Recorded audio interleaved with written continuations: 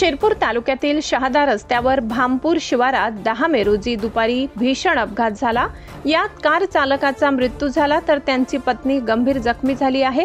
तिला धुळे येथे रेफर करण्यात आले आहे।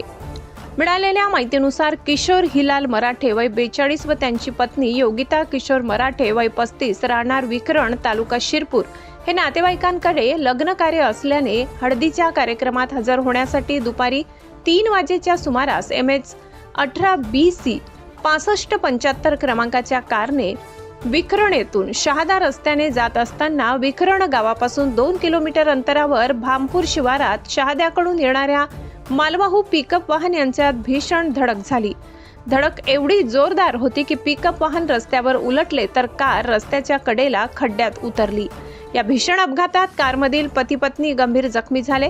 त्यांना खाजगी वाहनाने शहरातील सिद्धिविनायक हॉस्पिटलमध्ये दाखल करण्यात आले असता डॉक्टर अमित गुजराती यांनी तपासणी करून यात किशोर हिलाल मराठे या शिरपूर येथील उपजिल्हा दाखल करण्याचा सल्ला दिला तर योगिता किशोर मराठे यांना धुळे येथे रेफर केले। जखमी किशोर हिलाल मराठे या शिरपूर येथील उपजिल्हा दाखल करण्यात आले असता डॉक्टरांनी तपासून मयत घोषित केले। या प्रकरणी शिरपूर शहर पोलीस ठाण्यात अकस्मात मृत्यूची नोंद करण्यात आली असून पुढील कार्यवाही शहर पोलिसांकडून करण्यात येत आहे। सबस्क्राइब करा, बेल आयकॉनचे बटन दाबा, सोबत शेअर करायला विसरू नका।